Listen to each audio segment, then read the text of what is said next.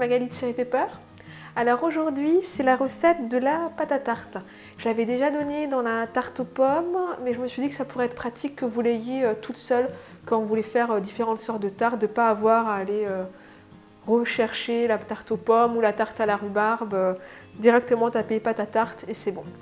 Sachant que pour tout ce qui est recherche, c'est beaucoup plus aisé sur le blog, là, que Michel vous montre.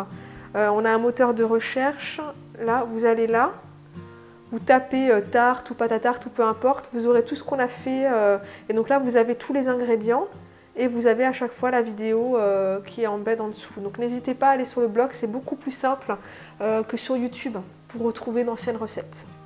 Donc là j'ai déjà la farine dans le bol, donc c'est de la farine T80. Je vais ajouter donc tous les ingrédients secs. Donc le sucre, c'est du sucre blond biologique. La poudre levante, donc c'est ça qui va donner un petit côté biscuité à la pâte à tarte. En fait, elle va légèrement monter et c'est super bon, c'est le petit plus. Là, je fais une tarte aux pommes, donc je vais mettre un petit peu de cannelle et un petit peu de vanille.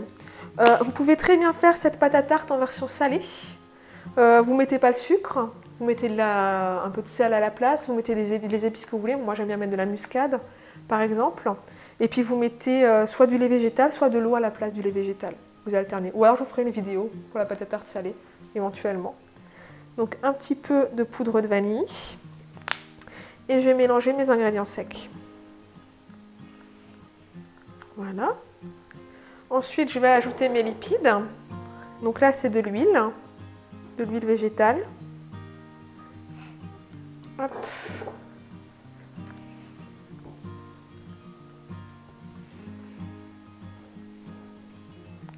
Une fois que vous avez réparti en fait l'huile dans la farine, ça forme des petites boules que vous sentez qu'il y en a partout. Vous allez ajouter votre lait végétal. Soit progressivement, soit d'un coup. Bon là, comme j'ai déjà les bonnes quantités, hop, je vais l'ajouter d'un coup et je vais retravailler ma pâte.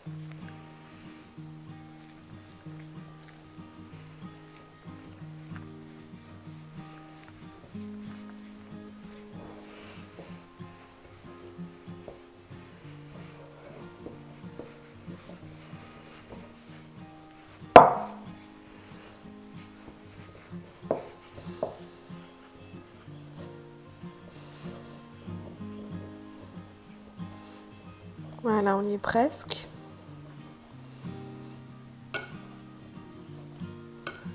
En 2 minutes, vous avez votre pâte à tarte. C'est vraiment pas la peine d'acheter des rouleaux tout faits ou déjà qui vous coûtent cher et puis en plus qui contiennent souvent des cochonneries. Ouais, des conservateurs en général. Oui. Vous n'avez pas besoin de la préparer à l'avance. Elle n'a pas besoin réellement de temps de repos.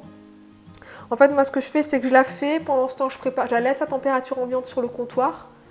Je prépare ma garniture, donc là je vais peler mes pommes, les couper en morceaux et ensuite je l'étale et c'est bon. Voilà, c'est bon. Je vous montre. Elle est prête. Je vais juste enlever ce que j'ai sur les doigts, l'incorporer à la boule et ma pâte à tarte sera prête à démarrer. C'est Michel qui m'a réclamé une tarte aux pommes. C'était quand hier oui, ou avant-hier. Et du coup, on s'est dit, ah ben, tiens, on va filmer une vidéo rapide sur la pâte. Voilà, une belle boule de pâte à tarte et un délice en perspective. Oh oui. Donc, je vous dis à la prochaine pour une autre vidéo. J'espère que ça vous a plu. Bonne semaine!